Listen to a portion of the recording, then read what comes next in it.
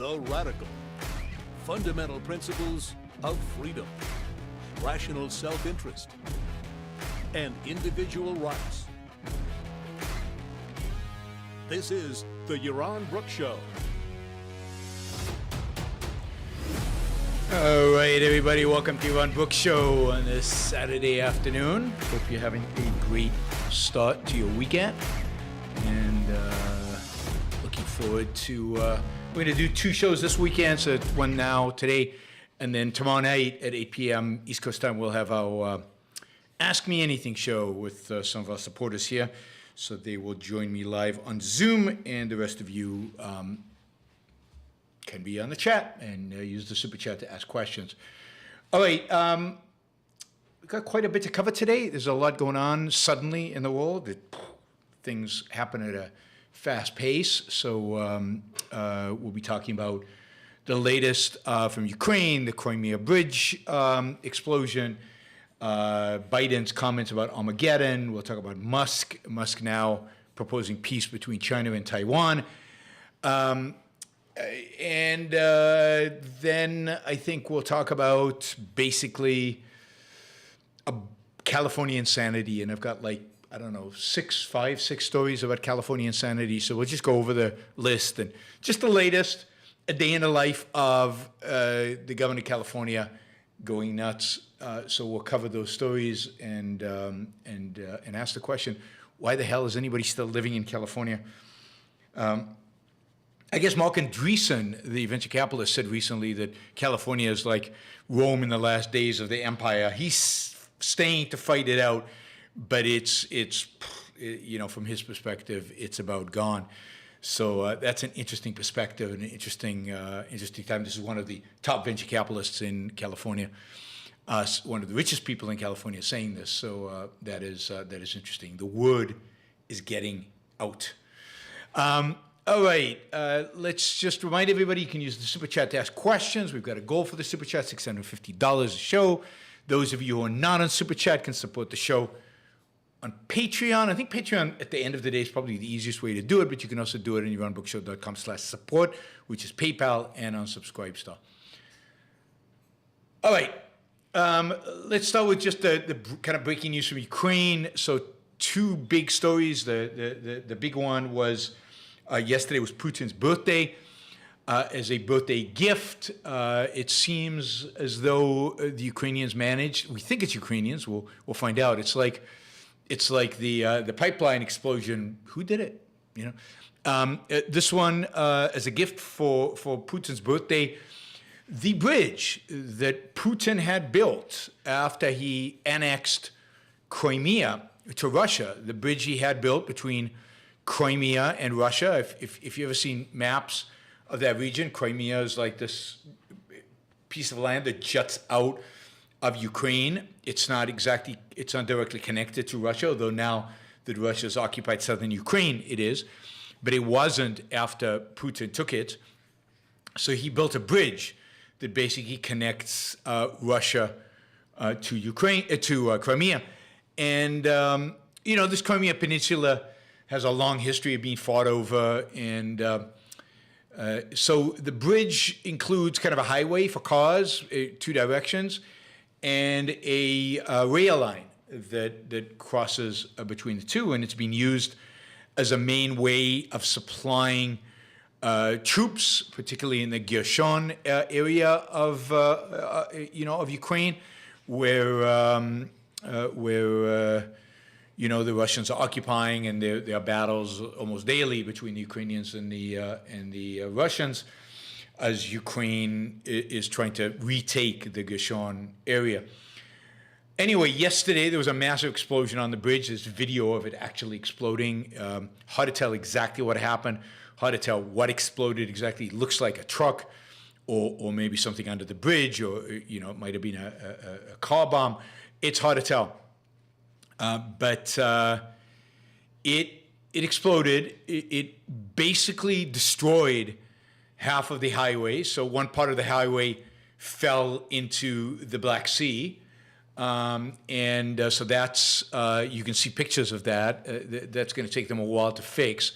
And then there was a train So it exploded strategically because it exploded, it appears, again, this is all still, I think, speculation, but with the pictures, it exploded just as a train was crossing on the trail line, and that train exploded into flames. Now, it could have been that the train exploded, but unlikely, given the damage. Given the damage on the highway, it looks like the explosion happened on the highway, and then the train ignited. So the train, the train was in flames, and the consequence of that is that why 2 shows today? Only 1 show today. The train exploded, so the train track is significantly damaged. So that's out of commission. It seems like the train is what's really important and what they're focused on, and maybe that'll be repaired in a few days, or maybe it's already repaired, or they're working hard on repairing that.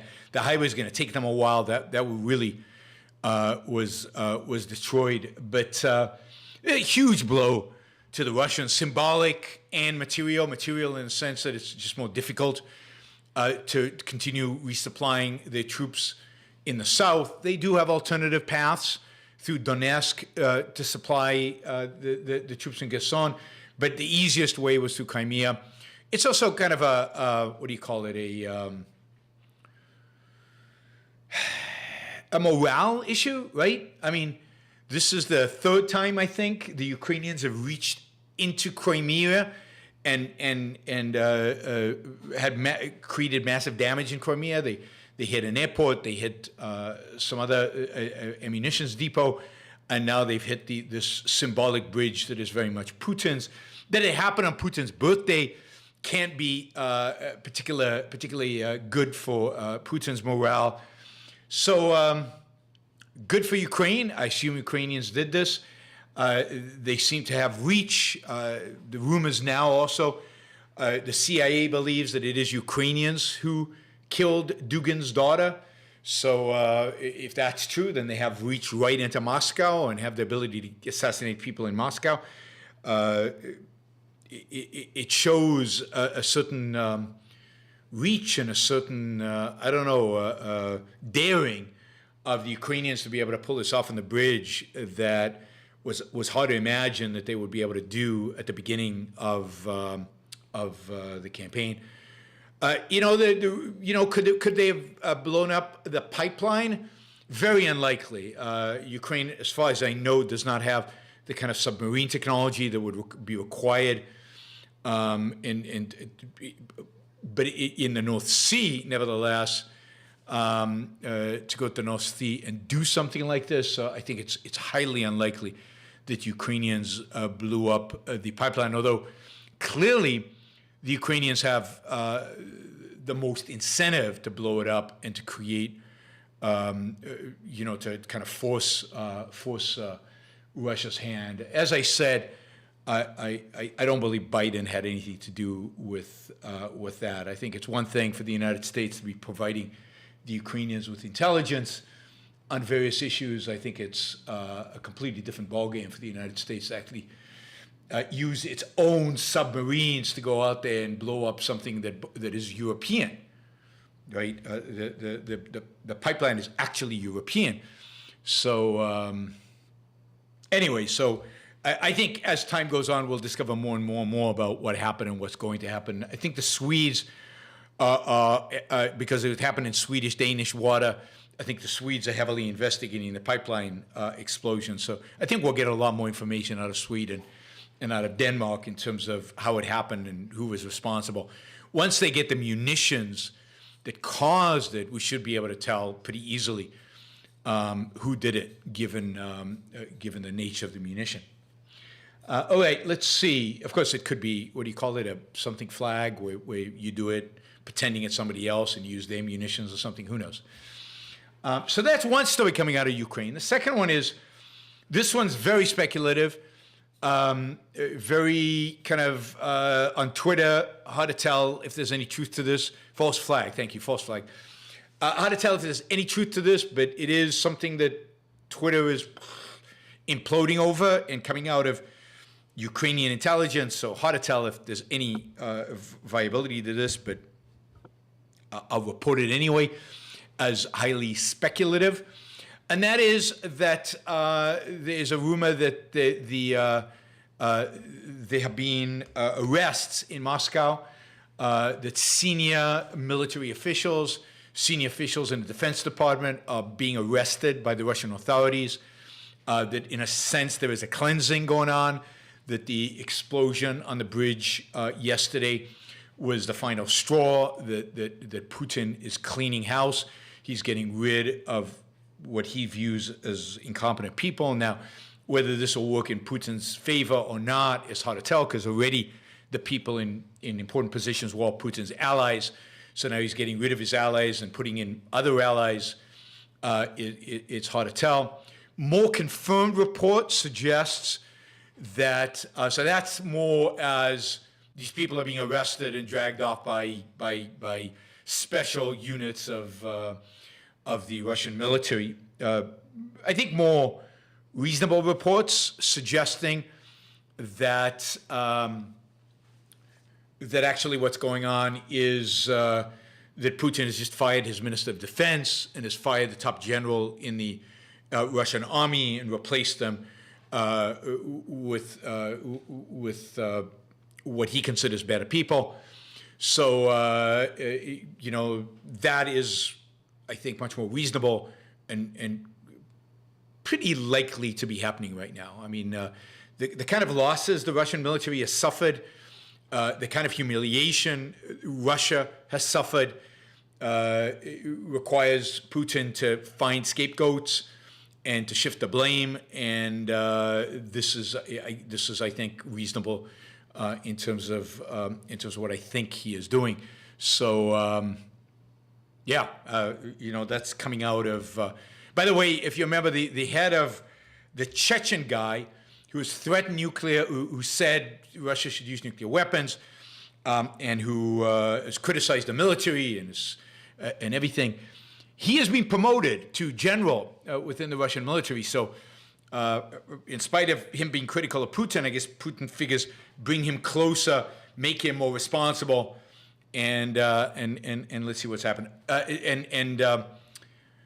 You know, and let him bear some of the responsibility of whatever happens now. So it'll be interesting how this all plays out in terms of the internal politics within Moscow, which is clearly an upheaval. I mean, they didn't expect the Ukrainians to pull off what they've pulled off over the last month and a half. They didn't expect any of this. And Ukraine is still on the offensive. They haven't stopped yet. There's still movement. They're still chipping away. Expect to see big moves from the Ukrainians in the south and some more significant moves in the east in the next few weeks. This is going exactly the opposite of how Putin and his Russian fans would expect. So it's a complete and utter disaster, and its people are shocked by this.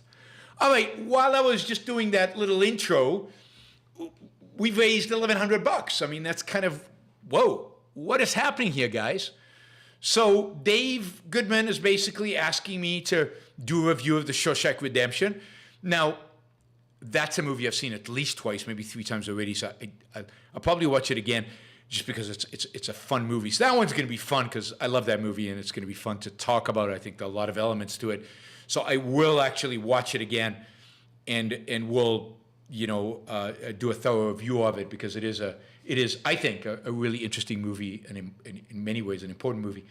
A good movie in terms of the values it projects. I also have Shazbot's Fantastic Beasts and Where to Find Them on my list. And Glenn came in with $100.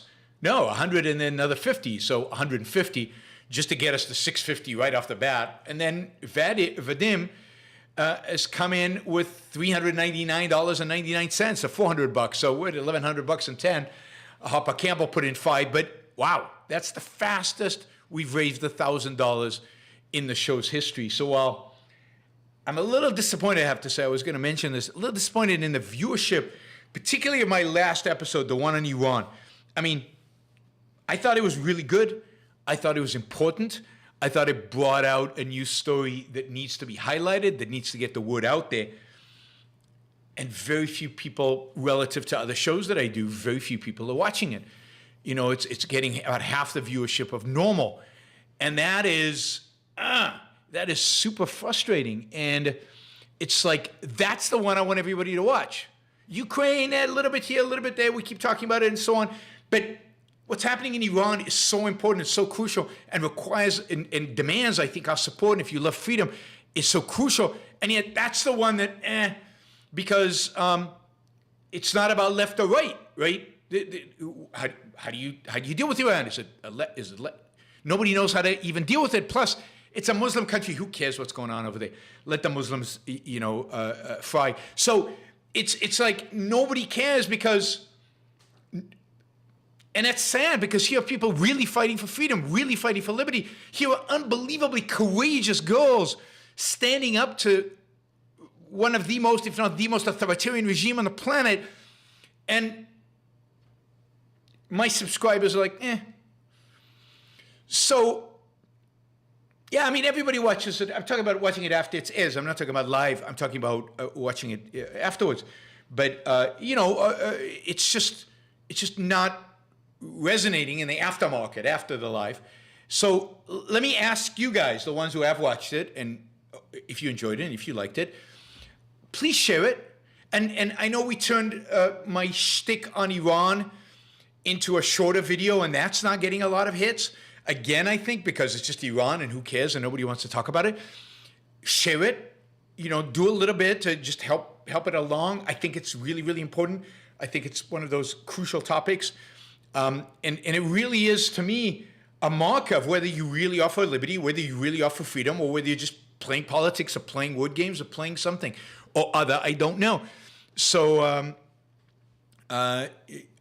Jeff said he tried to share it. Why only try? Why can't you share it? Now, it could be the YouTube is suppressing it in the algorithm, but I don't know why they would do that. It's not exactly offensive to anybody at YouTube. So, yeah, I mean, it would be a good one to share, particularly, I don't know, I was going to say particularly if you're warned, but no, it shouldn't be particularly if you're warned, particularly if you care about liberty, if you care about freedom, and if you want to be inspired by 15-year-old girls. What better is there than that? So anyway, let's try to get those numbers on the Iran thing up, just to give, partially to help the girls out, the girls in Iran, and partially to put me in a better mood. All right, let's quickly read these super chats, and then we're gonna go to Armageddon. Glenn says, thrilled I got to be on this live. Often don't have opportunity, but watch them later. I get huge value of the discussion. Thank you, and keep speaking out. Thank you, Glenn, for the $150. Really, really appreciate it. And then Vadim says, what motivates some to proceed in logical order, step by step, from perpetual concretes to high-level abstractions, and others to skip process and to go approximations, vague, indefinite generalization. All right, so I am going to, let's see, how can I undo? All right, so I'm going to put that on hold because that's a big issue, and I'm going to get to that, Vadim, later in the show. Let me try, otherwise I'm never going to cover these topics, and I have to get to California because I promised you California several times, and I just need to get it out of the way. I need to get out, and I've got like 7 stories just in California to talk about. We're going to do them fast, but still. So Vadim, your top priority as we when we end the California topic. Okay, let's quickly go Armageddon. So back to Ukraine. As you might know, probably know, in a oops, what did I do there? In a I guess a meeting with high-level donors. Biden said something like, we're closer to Armageddon now than we have been at any point in time since the Cuban Missile Crisis. And, that might be true. That might be true. I'm not sure we were that close to Armageddon during the Cuban Missile Crisis, but yes, there hasn't really been a nuclear crisis, a global nuclear crisis since then, although one could argue that Yom Kippur War in 1973, I think the U.S. had nukes in the air. Israel certainly had nukes in the air. Russia was intense because Russia was supporting the Arabs, the U.S. supporting Israel, and there was a little bit.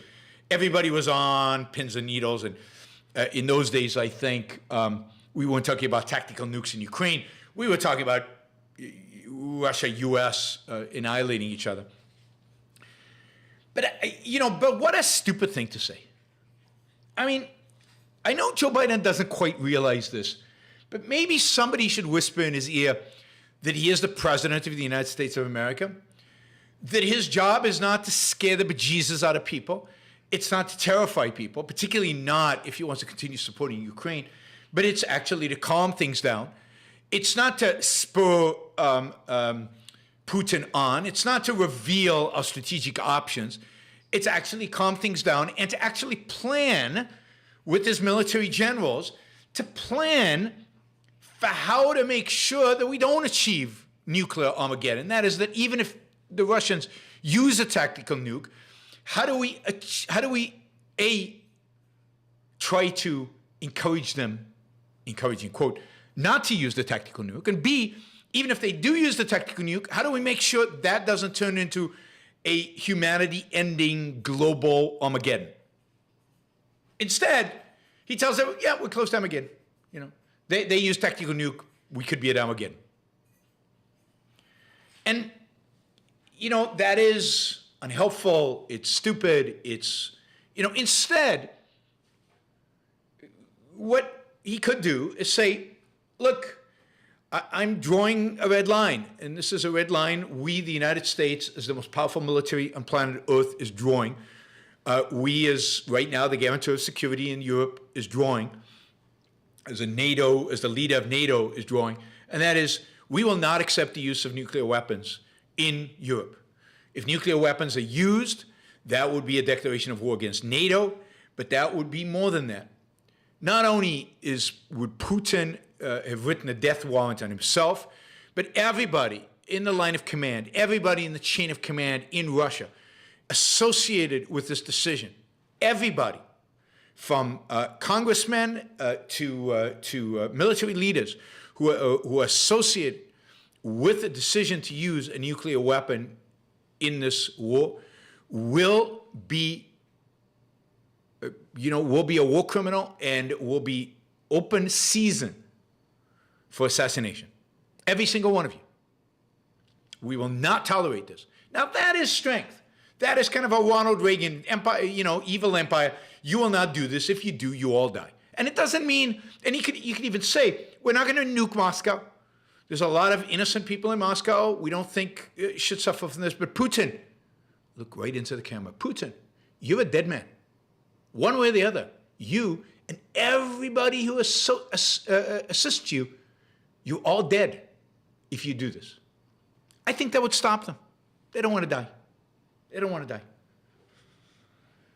So anyway, that would be what I would do. I'm not president of the United States. Joe Biden is, but I don't think he realizes it quite, or at least he forgets sometimes. He, like almost every president in American history, in recent American history, is just a bubbling idiot. And these people, they don't think strategically. This is one of the great fallacies of foreign policy, American foreign policy is, since World War II, I do not think the United States has had a foreign policy strategy. I don't think we've had presidents capable and competent enough to actually think strategically. Think strategically. By the way, there's no reason to invade Russia in order to kill Putin or to kill a few generals or to kill some military. And you are unlikely to ever have to do it. Again, don't have to invade any place in order to do it. First of all, you destroy every piece of Russian equipment that's in Ukraine today. You could do that by air. You could do that within days. The NATO Air Force would absolutely demolish the entire Russian military that's in Ukraine and in Russia. But if you don't want to attack Russia itself, you could just stick it to Ukraine. You just demolish every single piece of it. That bridge, imagine what an F-22 and F-35 would do to that bridge. One plane. I mean, that bridge would be gone. It would be complete in rubble if the United States decided to do that. No, I mean, you don't have to invade Russia. You don't have to inflict so much pain on them and describe that pain in detail in advance so that, it just wouldn't exist. This idea, I mean, The Russian military is a paper tiger, always has been, was in the days of the Soviet Union, certainly is in the days of Russia under Putin. It's a paper tiger. It's a nothing entity. And our president needs to stand up and say that and project strength and project certainty and project commitment and draw red lines. Draw red lines. So, and look, Russia's poor. Russia's getting poorer. 60,000 plus Russians already dead in this war. You just articulate and spell out what would happen without being vague, without Armageddon. Armageddon means we're going to launch against, I mean, really. Spell it out in detail.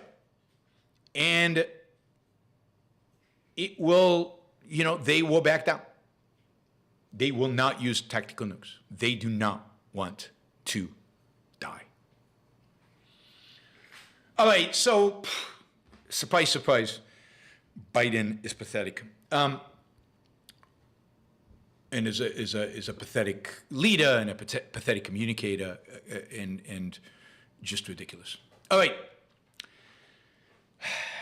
I don't think I have anything else to say about Armageddon. That's about it. All right, let's talk about pathetic. Let's get to the real pathetic one. I mean, you expect pathetic from Biden. He's pathetic. He always was, you know, and everybody knows it. It's not a surprise. But Elon Musk is going from pathetic to lower than pathetic. I mean, Elon Musk is, for a long time I didn't like Elon Musk because of all the subsidies Tesla got and all of that and all this global climate change and all that crap. And then during COVID, I guess my opinion of Elon Musk went through the roof, right? His refusal to close the plant in California, him telling the state to come and arrest everybody, including himself. You know, his shake the fist at the satellites, tweet. He just had tweet after tweet that were just really, really, really good, right? Just really, really good. Then the Starlink and the Starlink with Ukraine, heroic, timely, beautifully done, amazing.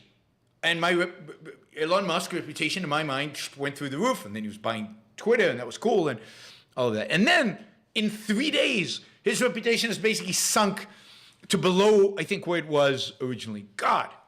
Now, I've already talked, maybe too much, enough, about you know, his proposed peace plan with between Ukraine and Russia, which is ridiculous, right? And completely appeasing of Putin and complete capitulation, and basically just in the midst of a war. God, how pathetic was it? And I've said I think Jordan Peterson has gotten to him. And because it sounds like kind of the stuff Jordan Peterson's been spouting lately about the need for peace between Ukraine and Russia. And I'm all for peace, but you have peace from strength, not peace from weakness. So it's kind of you know, really, really, really horrible what he says. But then he managed yesterday to top that. Not in a tweet. I haven't seen a tweet where he says this. But this is an interview, I guess, with the Financial Times. In this interview with the Financial Times, he's asked about China and Taiwan. And what he says is, we need a deal. We need to force the Taiwanese to accept a deal with China, which is like the Hong Kong deal. We saw how well that worked. The Hong Kong deal, two systems, one nation, where Taiwan recognizes the fact that it's part of China, but it becomes the special territory that's self-governing and so on, just like Hong Kong was. And we need this because otherwise there'll be a war, and otherwise China will be upset. Otherwise, we can't afford to piss off China. You know, Russia's bad enough, but now if we piss off China, that would be a complete disaster. And we need to appease the Chinese at all costs. This is what we have to do.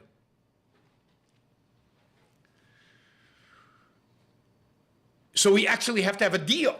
Right now, you know, we pretend that you know, that Taiwan is an independent place, even though you know, right now we're silent on the whole question.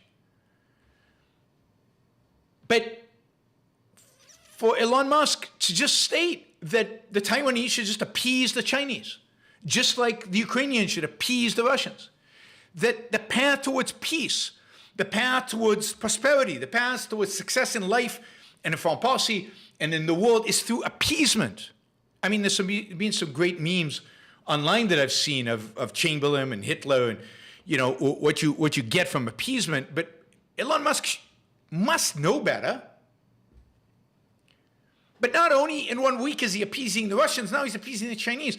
Now, I understand the motivation around China a little bit more, because later on in that interview, he also talks about the fact that China contacted him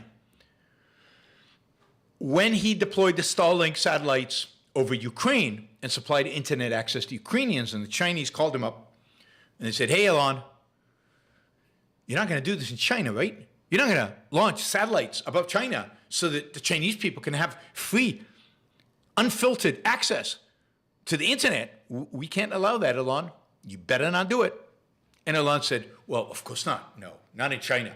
China, we don't touch. Why? Well, because I have a big Tesla plant in China. It's my second biggest market. I build Teslas in China. We can't do this. Can't put Starlink. We don't want to upset the Chinese government. God forbid. Yeah, all the Chinese called him. I don't know who called him. Somebody from the Chinese government called him. That's what Elon says. I have no independent verification that this is true, but that's what Elon Musk says, that he was approached by the Chinese and told not to deploy Starlink, and he basically agreed with that.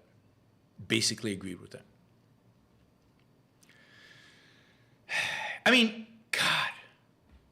So, just as we were starting to view Elon Musk as kind of a heroic character, as somebody to stand up to the authoritarians, somebody who could maybe really shift people's thinking over social media, somebody who's not really associated with right or left in any kind of major way, just a disappointment. Just a massive disappointment. Starlink covers the entire planet, but you have to be able to connect to it. And countries can ban your ability to bring in stuff. You can bring in stuff through a black market. Anyway, I'm just citing what Elon Musk said in the interview. I don't have an opinion about, but Starlink is not available in China, as far as I know. It is not available in China. Chinese do not have it. The Iranians, I think, do, but not the Chinese. So while theoretically you could probably access it from everywhere, although I don't know, because they're still deploying more and more satellites. Ultimately, it's supposed to be a global network with global reach, but I'm not sure it is yet. Yeah, engineers tend to be very pragmatic and very utilitarian and not very principled. So sad about Elon Musk. Yeah, it is what it is. All right, I see because we reached our goal so early in the show, people are just not asking questions. They figured, Yuan's got enough money for today. We'll keep it for next time. But you can still ask questions, because otherwise we're going to get by the show pretty quickly. We basically got 2 Super Chat questions, and that's it. All right, let's see. Next topic is California. All right, this was going to take a little bit of time just because we've got a bunch of different stories. So, California is a basket case. It's a basket case in so many dimensions, and I want to touch on just a few today, just to give you a little bit of flavor of the nonsense that is going on in California. And look, I am not typically a California basher. California is a phenomenal place, a great place to live. Super productive people, incredibly productive. Silicon Valley is still the most productive place on earth. Hollywood is still, amazing in Los Angeles, Orange County, San Diego. I mean, it's just from every perspective, from a productivity perspective, from in many ways a sense of life perspective. Just California is stunning, beautiful, amazing, productive, but insane. Insane, literally crazy. So let's start with just a few simple, just a simple one. Now, you all know the gas prices are really high. I know some of you are in Europe right now, but so you'll have to try to do the translation into your local currency. And of course, in Europe, gas prices are a lot higher than they are in America. But remember, Americans live on their, they live in their cars, so they use a lot of gas. So gas prices constitute a big chunk of your regular expenses. So gas prices in the United States have risen quite a bit. They rose a lot in the summer. They've declined since as global oil prices have come down. But they have not come down in California. I don't know how much this means to you if you don't live in the United States, but right now in California, it costs $6.42 a gallon. A gallon. That is about twice the cost nationally. It's double what it costs anywhere else in the country. Now, gas in California is always more expensive than the rest of the country, primarily because of taxes on environmental fees and state taxes and all kind of dues, but not enough to justify a doubling. And by the way, in the Bay Area, I heard the gas prices are $8 a gallon in some places in the Bay Area. $8 a gallon, which is insane. So why is this? Why is California so much more expensive than the rest of the country? Well, and this is something I've known since I lived in California, and I've known this a long, long time, but I don't think people realize this, including people who live in California. During the summers, California forces gas stations to sell a special summer blend of gasoline. This is a blend of gasoline that supposedly is less polluting and therefore creates less smog with the summer heat. And this blend is, very few states use this blend. California and I think 5 other states use this blend. So there are very few refineries in the country that actually produce the blend. So it's typically refineries in California producing the blend that California uses.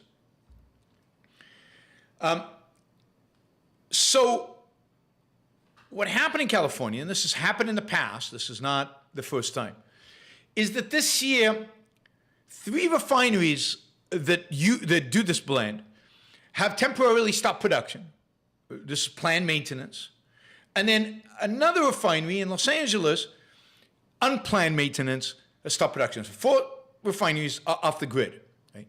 Now, theoretically, California could import gasoline from other states, refineries out of state, but they can't, because only refineries in the state and certain other refineries, very few of them, produce the California blend of gasoline. So the supply of this blend has shrunk, and yet the demand is as usual. Everybody's driving in California. California is a state that requires you to drive a lot. So demand is high, supply is crumbled because of this ridiculous idea that California needs its own summer blend, even though it's October. And therefore, prices have gone through the roof. So in California, you now pay, in some places in California, $8 a gallon. In most of the United States, it's $3.50. In some places, it's about $3. About $3. Right? I don't know where Tom is. I don't know where he's paying $6.10. So I don't know where that's Canadian. That's Canadian, right? So no, I mean, you're paying nothing as compared to California. Now, Governor Newsom has a solution for this. Don't worry, California. Governor Newsom is going right to the rescue, and in this case, he's done something rational. Given the irrational state of affairs, it's not that hard to do something rational. What he's done is, so what happens is the summer blend is typically used until November 1. I can't remember when it comes in, I think June 1, but it's used until November 1, and then they switch to winter blend, and the winter blend is the same blend as the rest of the country. And all of this has to do with what do you call it? the stuff they make from corn, ethanol, right? So it has to do with ethanol and the production of ethanol and the availability of ethanol. And sometimes the corn harvest is not that big, so there's less ethanol, so there's a less supply, so prices go up because there's a shortage of ethanol. So it's a mess, right? It's a complete mess. Anyway, November 1, they shift to the winter blend. So what Governor Newsom has done in his brilliance is he has suspended, I guess he can do this unilaterally, he has allowed everybody to switch to the summer blend as of September 30th. So in California, you should start seeing prices decline over the next few weeks, although this is happening, the switch to the winter blend, just as Saudi Arabia in OPEC Plus slapped Biden in the face, basically, or spat in his face. I don't know if it slapped him in the face or spat in his face, but whatever it is that they did to Biden's face, they basically announced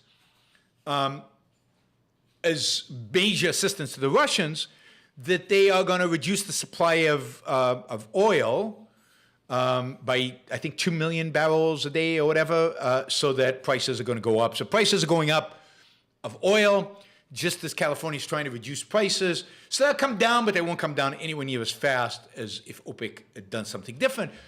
And of course, we, the global market, should be less dependent on OPEC and on Russia if the United States has cranked up our own fracking and our own ability to produce our own natural gas and oil. And of course, Europe would not be as dependent and prices would be lower if Europeans were fracking all over Europe. And of course, if the Europeans had kept their nuclear power plants running. But this is the consequence of no strategy, no energy strategy in this case. None. None.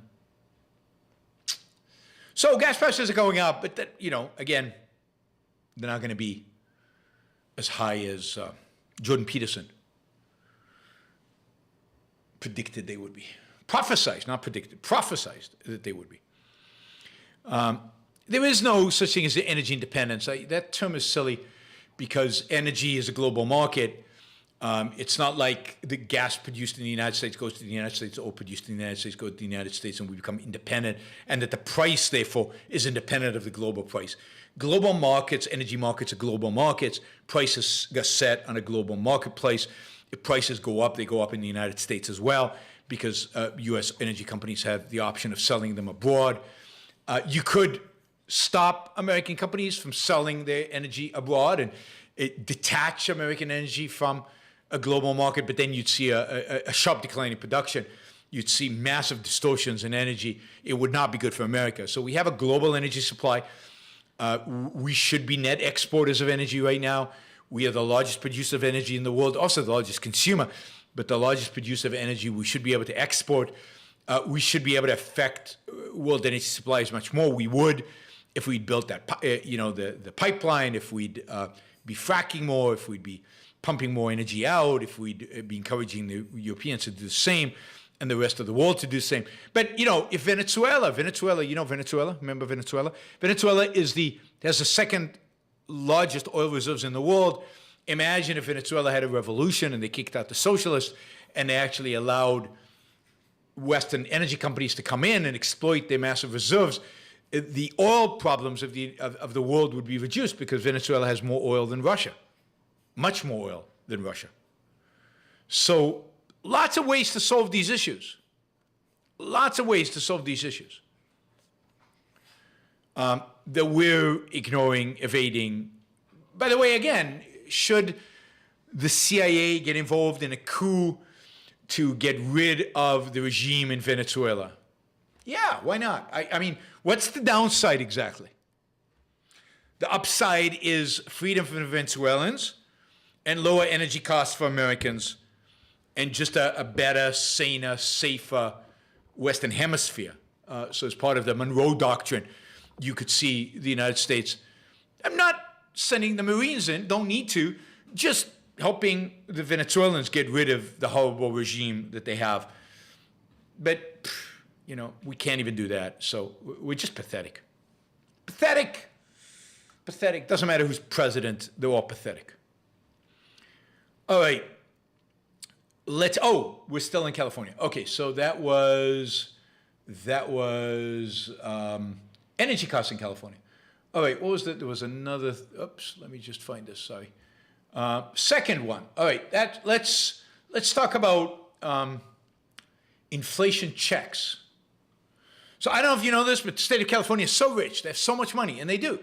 They have a surplus over and above. They have taxes are so high, and there's so many wealthy people in California paying those taxes, and there's so many companies in California, particularly last year, that did well in California, and there's so much capital gains, particularly last year, not so much this year, but last year, that pay taxes, capital gains taxes in California, that California has massive amounts of income.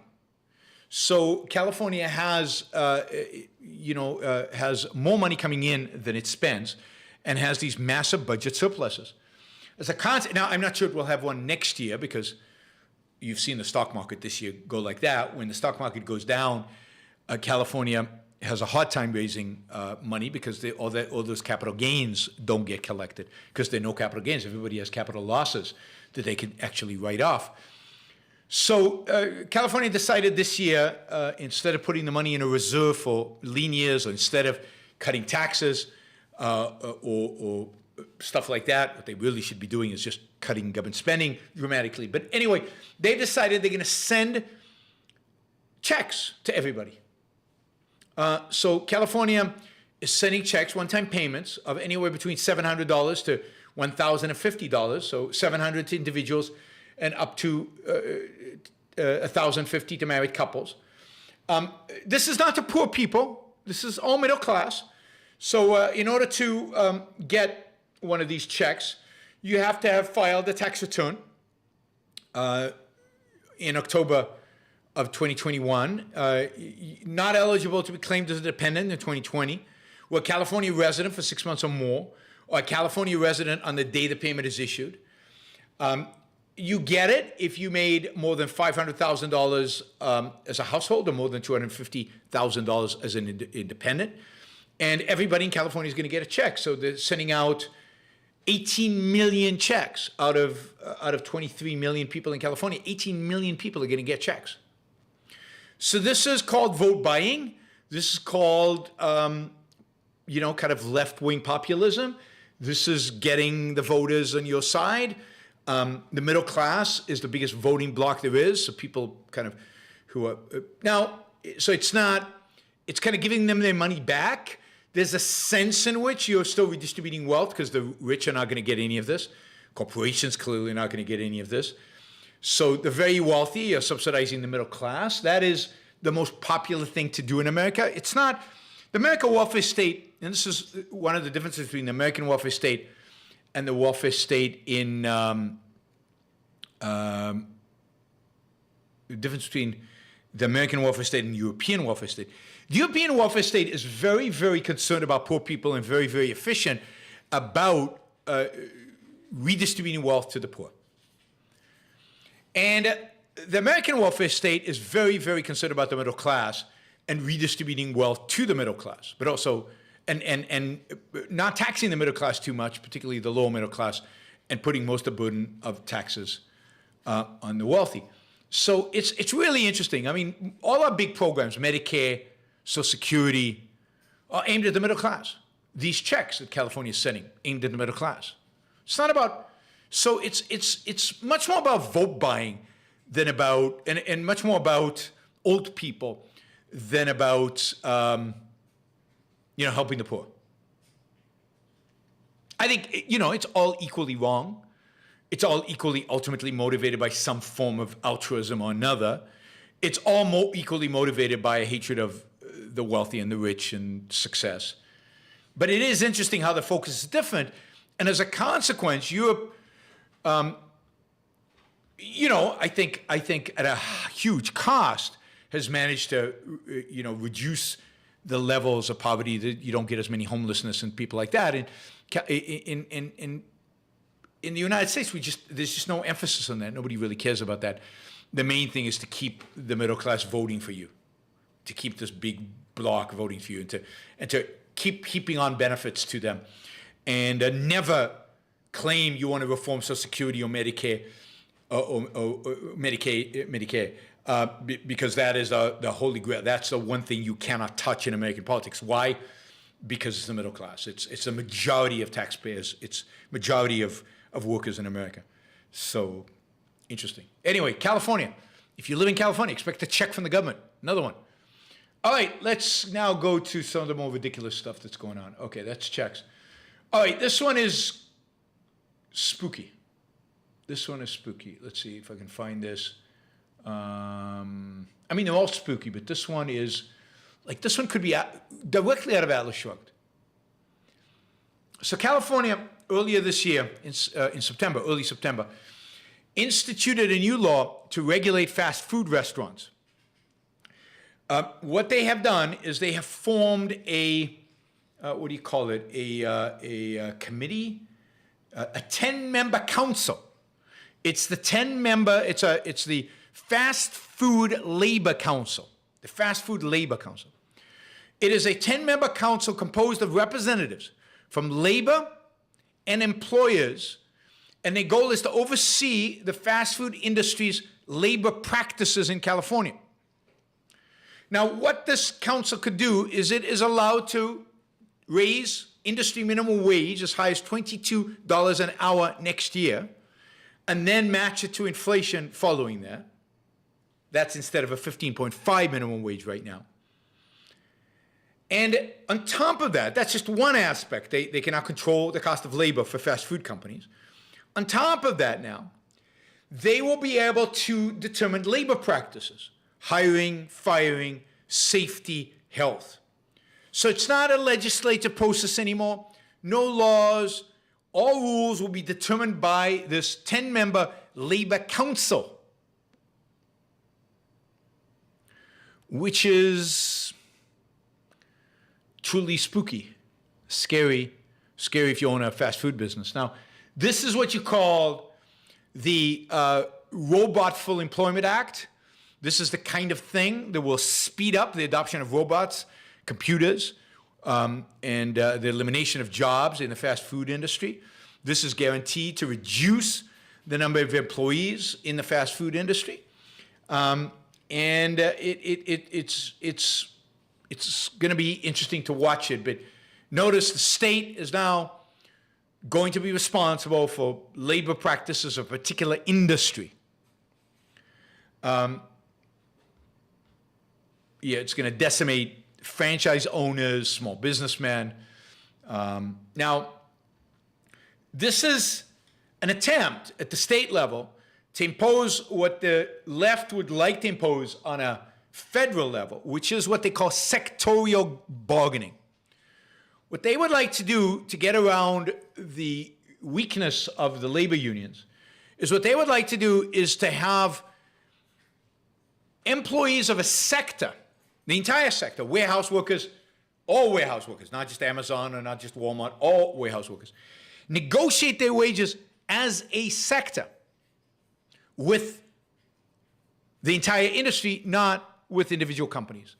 I think this is a model that is kind of modeled maybe after Scandinavia, but it is a disastrous model. It would bring about massive increases in the cost of labor, which would decrease the quality of life, standard of living of the same labor whose costs are going up, because employers would have to pass the cost on to consumers. Who are the consumers? The employees.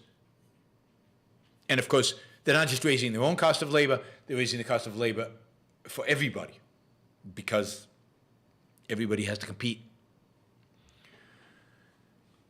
So, craziness in terms of fast food industry in California. All right, let's move on to social media. 2 social media bills passed in California. One is going to require, this is AB 587. By the way, both of these had some Republican support, so these were not just Democratic bills, these including Republicans, but these are policies, both of the policies are basically aimed to regulate hate speech in social media. They are going to require companies to post hate speech, disinformation, harassment, and extremism. Their policies with regard to these, they're going to have to post them. They have to post data on this. They're going to have to file a semi-annual report to the state attorney general disclosing these policies and how they've been applied. And they're going to make them available to the public. This is a way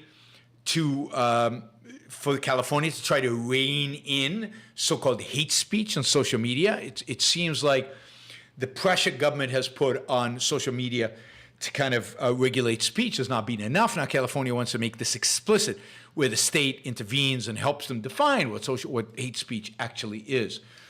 The industry will fight this. They'll fight lawsuits. What's interesting is there are very, very similar lawsuits. Very, very similar laws are being passed by Texas and Florida. So this is a bipartisan issue. This is a bipartisan issue. This is not uniquely nutty California. This is Republican states, very Republican states, and very Democratic states are passing the same kind of laws because everybody hates California, right? Everybody hates California. So that is, I think this one is going to go to the courts and going to be ruled unconstitutional on First Amendment grounds, but we will see. This is clearly state intervention. Second bill on social media, and this one was bipartisan. It actually passed the Senate and the House in California, I think unanimously. All Republicans voted for it. All Republicans voted for it. And this one is it says that social media companies that operate in California have to consider the health and well-being of children in their policies. So it requires makers of social media apps like Facebook, Instagram, TikTok to study products and features that are likely to be accessed by minors and mitigate any potential harm before releasing them to the public. So just broad, you have to protect, not from violence, you have to protect the health and safety, ambiguous. And we're talking about mental health primarily, right? Well-being of kids. You have to protect the well-being of kids. How do you do that? Isn't that the job of parents? This one, as I said, bipartisan support. Everybody agreed with this, right? It's going to require companies to craft all kinds of policies specifically for children, the easiest thing for social media companies to do is to restrict children's ability to use social media. Ban it or something like that, which is what Republicans really want and some Democrats really want. But it's unbelievable. It's unbelievable to me that we're now, imagine the lawsuits about the mental health and well-being of children. How do you measure that? How do you know? Which children? Are the children got insane parents and that's why their mental health is bad? Or is it social media? And can words really have that kind of impact? And now we have free speech, but not for children? We already limit what can be said to children, what can be shown children, somewhat rationally. But this is completely non-objective, completely nuts. And again, another chipping away at the First Amendment, another attempt to chip away at the First Amendment by both left and right. This is what's so scary. This is not in question. This is not, this is not a partisan thing. This is not, when the Democrats are out, the Republicans will save us. No, this is the one thing they both agree on. Regulate, control, and limit our ability to speak on social media is the one thing Democrats and Republicans are unanimous on. Okay, and then finally, this one is like, I don't know. I think this will be ruled unconstitutional, but it is fascinating. So California is passing a law that basically the way they present it is that protects transgender children and protects them and allows them to get the kind of hormone treatment, surgery, psychological treatment, whatever, to transition.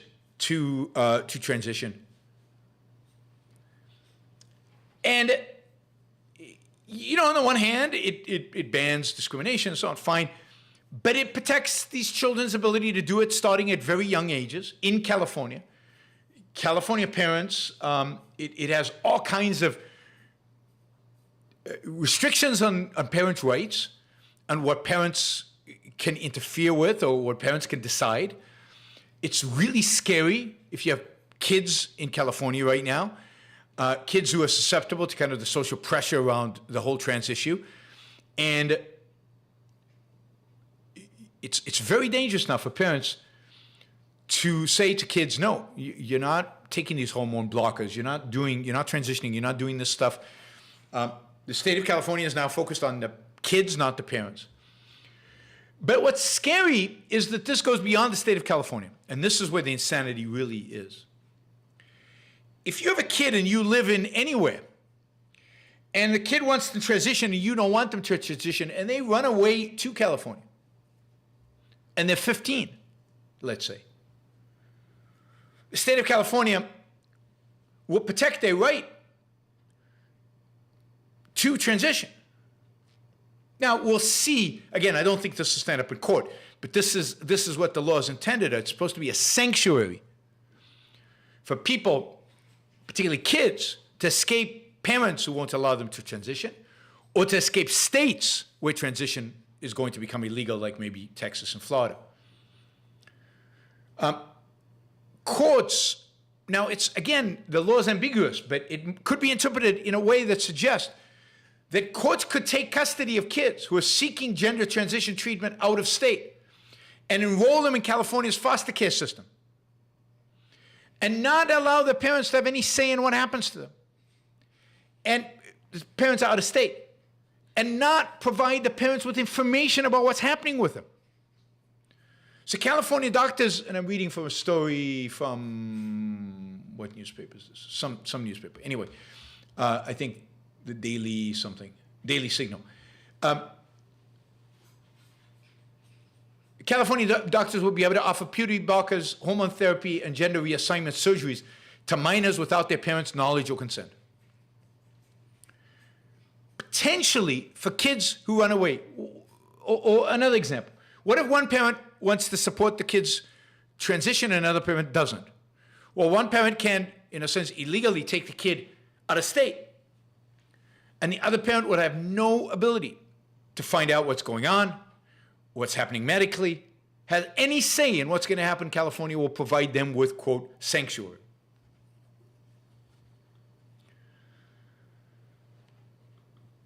So exactly how this will be interpreted, it depends on who you read. Again, I don't want to sound too hysteric here, but it sounds awful. It sounds awful within the state of California, but the idea that it applies to everybody, it applies to runaway kids, it applies to one parent, another parent has no say, it's terrifying. It's terrifying.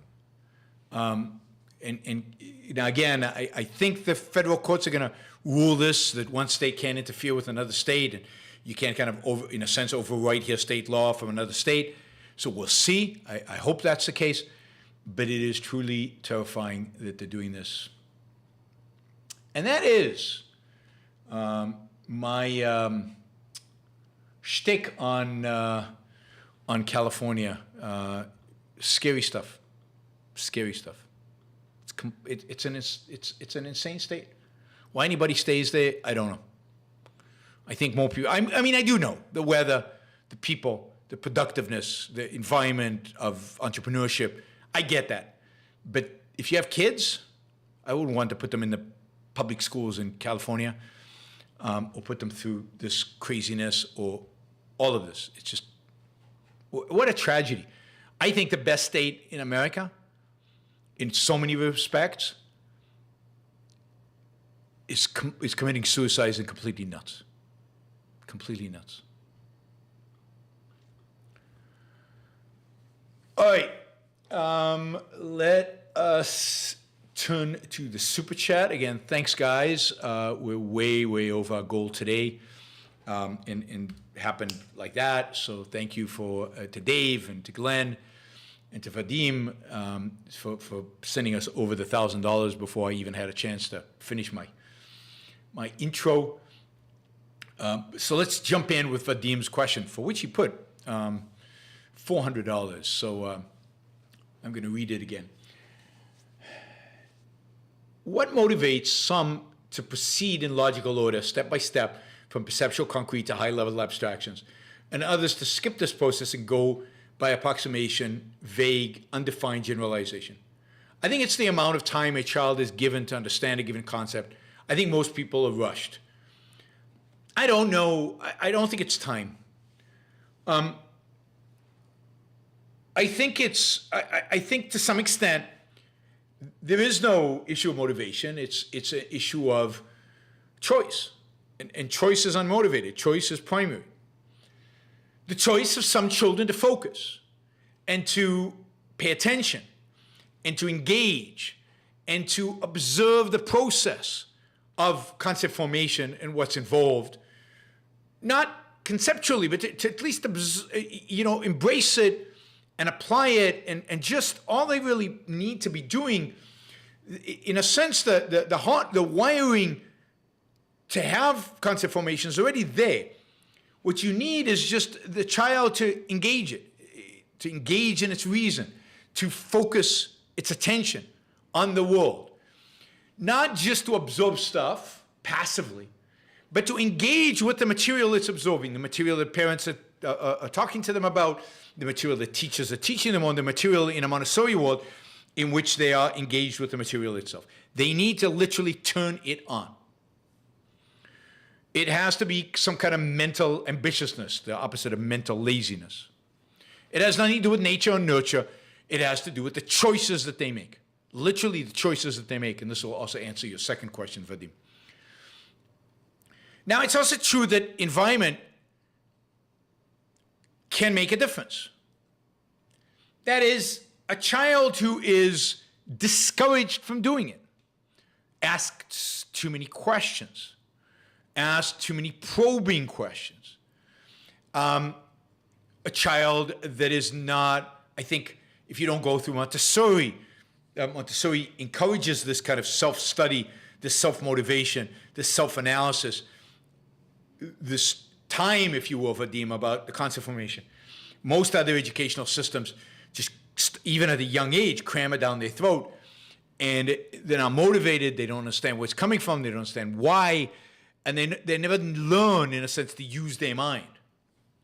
You can imagine certain parents getting impatient with the child for asking all the questions and for going through the motions. Just, don't you get it? Here it is. Just don't. And this is also relates to the time. They're rushed, but it's more than rushed. They're discouraged.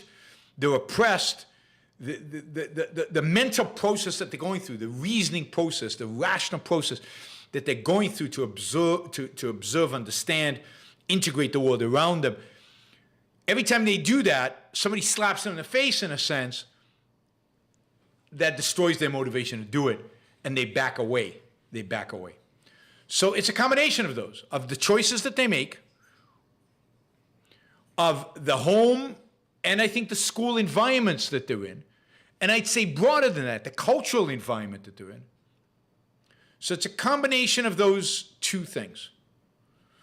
Their own self-motivation, self-drive, willingness to engage, and the flip side is an environment around them that it might be soul-crushing, curiosity-crushing, motivation-crushing, which might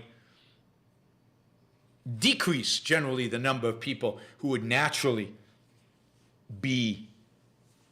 choose to engage and to focus and to be ambitious. Vadim has a second question related.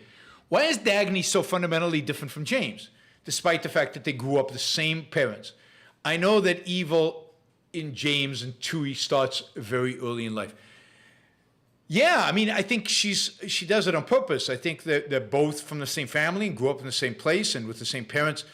Rand is doing this purposefully to divorce morality from the nature-nurture issue. They basically have the same or similar genes, not the same, but similar genes, and they have the same upbringing. And yet one turns out to be a second-handed scumbag and evil and unthinking, and Dagny turns out to be a hero of independent thought.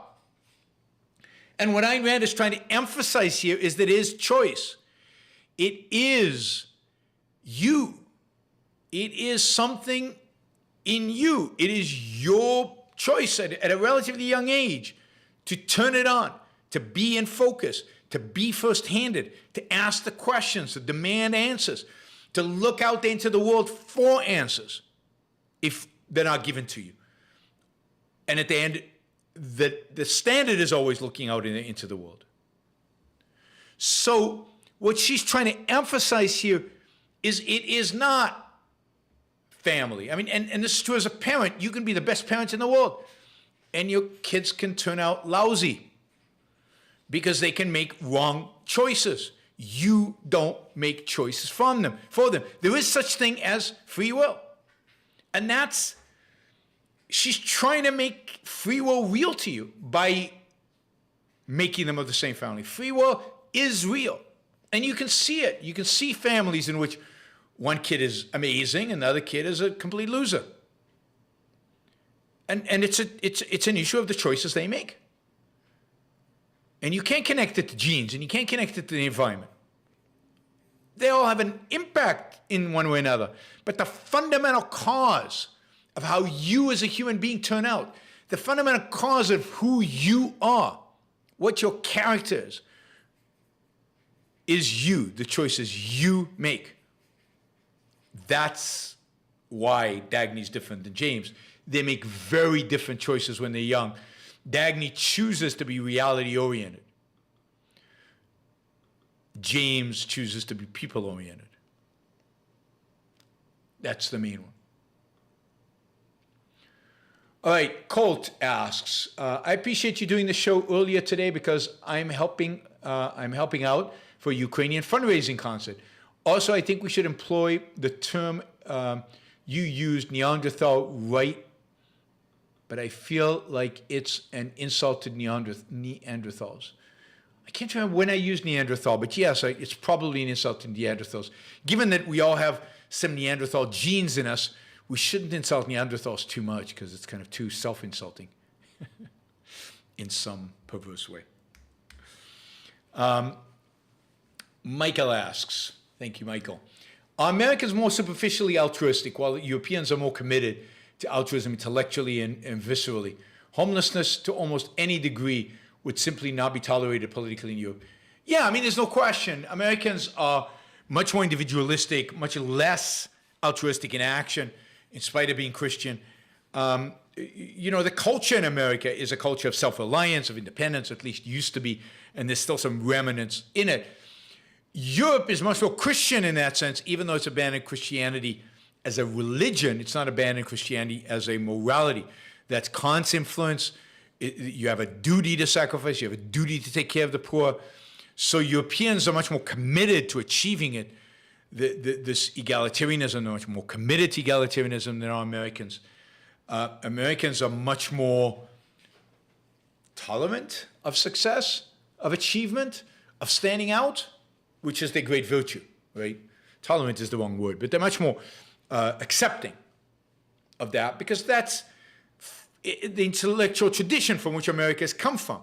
That idea of individual rights, therefore of individualism, of individual responsibility in the deepest sense, responsibility for your own life and for your own happiness, and you know, and responsibility for your own failures, which Europeans don't have. That's why, by the way, Europeans have a very negative view of failure. So, because everybody's in it together. You fail, it says something about me. Americans are not, because it's a personal responsibility. So it's very much America's past culture that is keeping us afloat. But we're becoming more European as we get. We're becoming more and more and more European. Michael says, California has ended its death penalty. I'm a bit torn on this issue.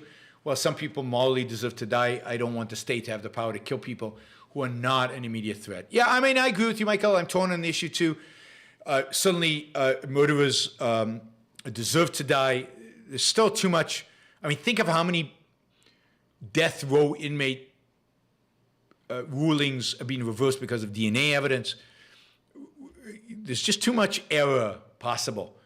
So I'd rather not kill an innocent. I don't want to give the state that power, particularly when there's so much fallibility in the rulings.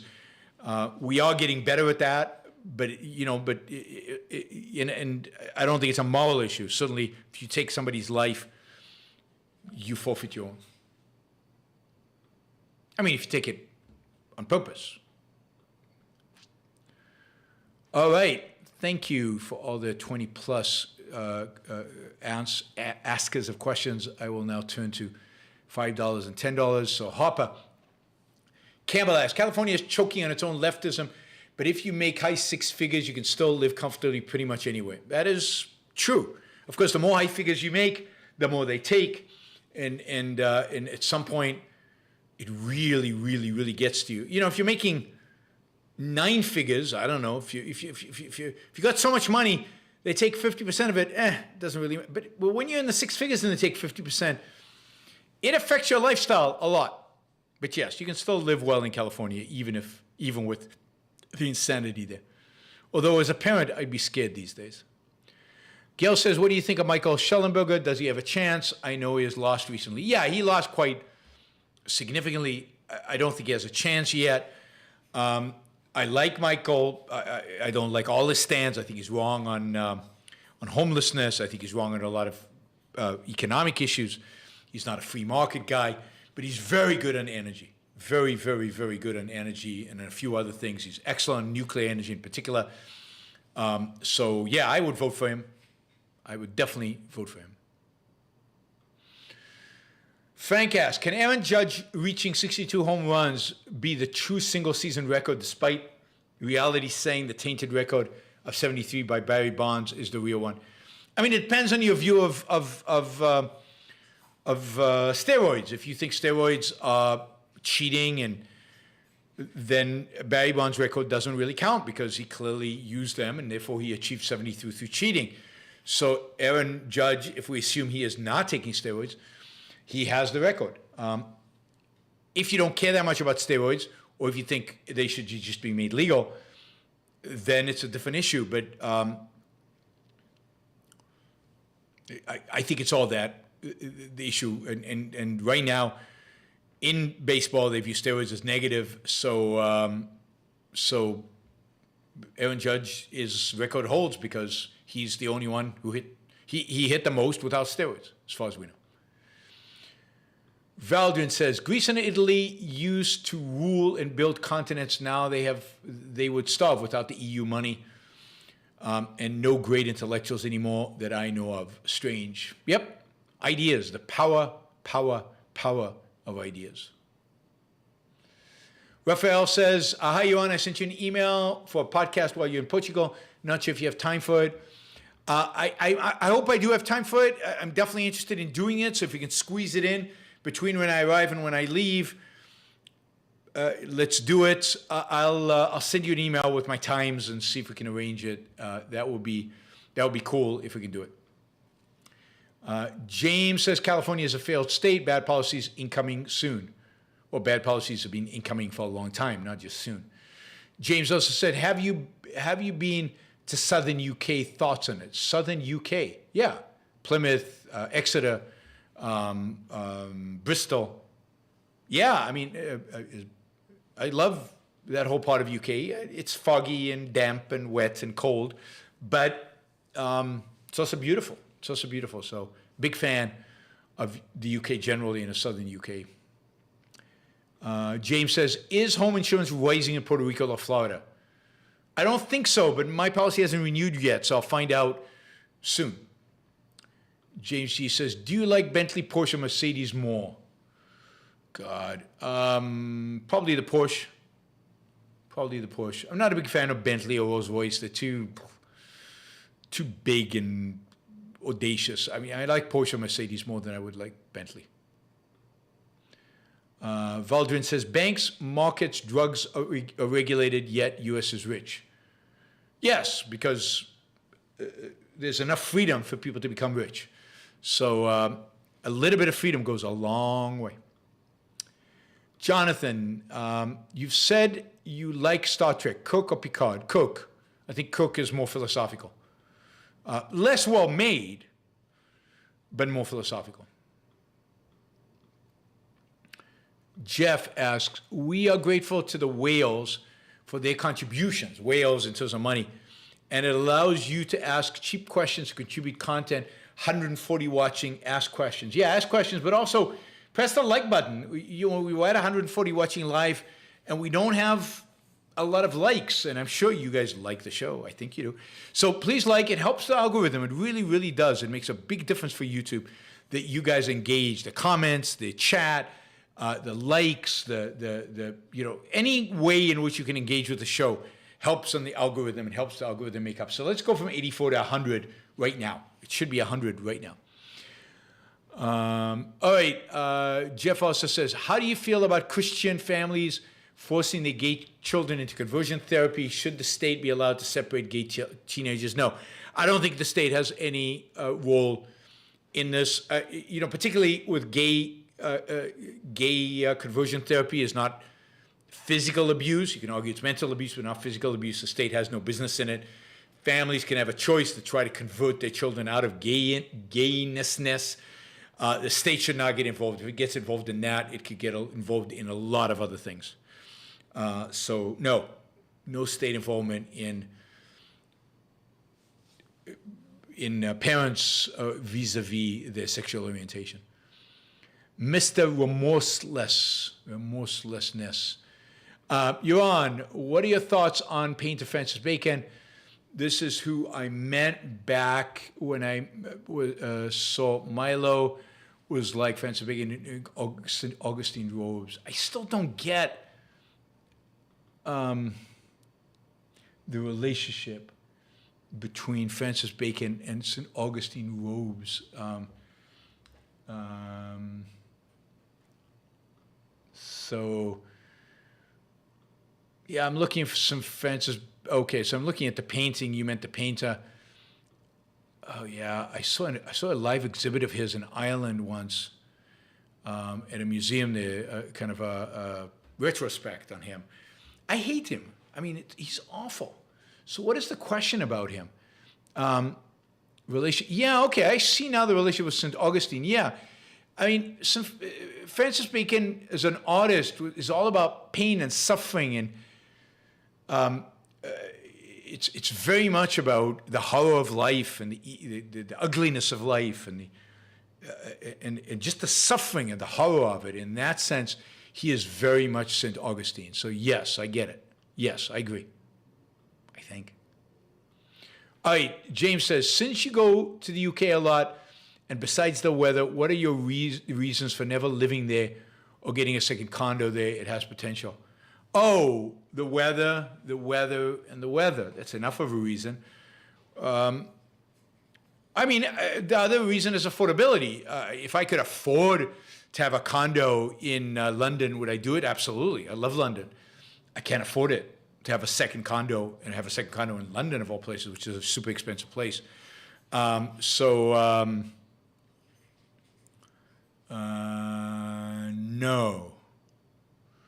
I wouldn't live there, but it's too dark. Weather.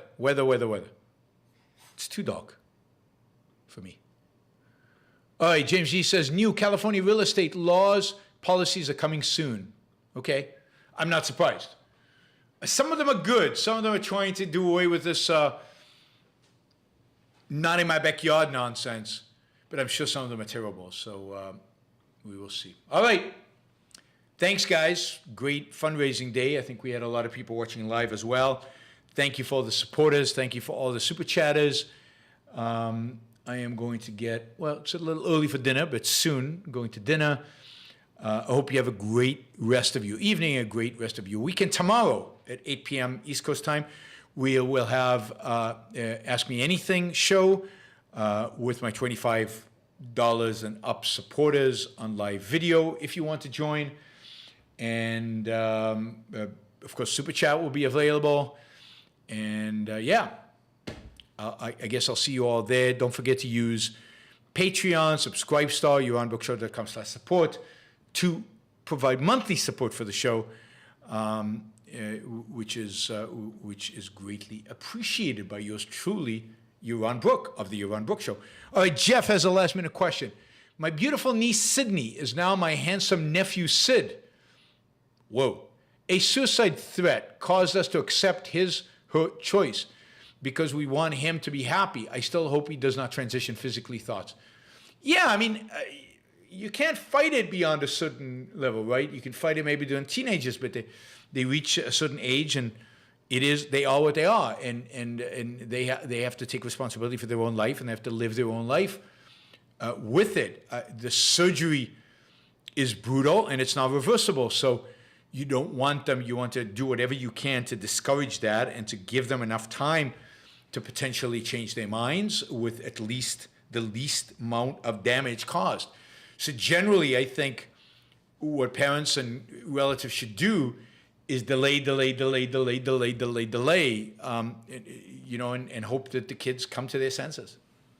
And in some cases, maybe this is inevitable, but not with the numbers that it's happening today. The numbers suggest this is a kind of a fad that is going through the world of teenage, primarily girls. Historically, it was primarily boys transitioning to become women, but now it's a girls thing transitioning to become men, and it's become a fad more than anything else, I fear, and it's one unfortunately promoted by certain doctors, certain psychologists and psychiatrists, certainly by certain gender quote theorists out there. It has become a theology. It's become a religion that people ascribe to, and they ascribe to it, and then they recruit young, primarily girls, to this religion, and that is just horrific, and it's a horror, and it needs to be fought intellectually, and I admire like J.K. Rowling, and I don't agree on much, but certainly I admire her for, on the one hand, respecting the rights of transgender to live their lives, not be discriminated against. On the other hand, to realize the insanity of what they're doing and the insanity of the gender police out there and the insanity of the way young girls are being treated, primarily young girls, but also young boys are being treated. So if you're a parent, the thing to do is delay and hope that things change, delay until they become adults and they can make the choice for themselves. And certainly avoid any surgery until they're adults. All right, I will see you tomorrow for the Q&A, probably a show on Monday, and then I'm off to Europe, and from there we'll see. It'll be kind of in and out depending on internet connection and my availability. For those of you, let's just do that. I just want to go, those of you in Europe, at 99 likes, let's get to 100. Come on, people. Somebody like the show. But those of you in Europe, I will be in the UK next week. I'll be on GB News, by the way, both, I think, on Friday and on Saturday, on Mark Dolan's show and on Neil Oliver's show next week. So if you're in the UK and want to see me on, you can see me on those two shows on Friday and Saturday. But I will also be speaking at a number of different venues. You can find all the information on that on the YaronBrookShow.com website. Also, I will be in Edinburgh. I will be in Berlin, in Lugano, in Switzerland. I will be, these are all places I'm speaking in public so you can come and see. I will be in Oslo, Paris, Lisbon, and Madrid. Information about all those events are available on my website, YaronBrookShow.com. So please, if you're in Europe, please come, advertise the events, let people know, bring friends. Let's make these big events, and certainly come and say hello to me and tell me you listen to the show. Love to meet you guys. So those of you in Europe, I know some of you are listening today, please bring people. Come and hang out. Bring them over. Let's make these events as big as possible. That will depend on you. Help market them, help promote them on social media and other places. Thank you in advance. I'll be promoting them on Twitter, but they're all available up there on YaronBrookShow.com. All right, Michael asks, I'm seeing a lot of California license plates in Miami, and people from LA used to hate and make fun of Miami. Yes, Suddenly, people are moving from California to Texas, Miami, Tennessee, Arizona, Colorado, all over the country. But there's still a lot of people in California, and still a lot of people moving to California. Go figure. I don't know if I can get on Piers Morgan. If somebody knows Piers Morgan, please let him know I'm coming. Happy to go on Piers Morgan show. All right, everybody. I will. By the way, next weekend I'll be doing 2 panels on Battle of Ideas in London. So if you want, come to the Battle of Ideas. It'll be fun. All right. See you all in Europe. See you all in the U.S. See you all on the show tomorrow.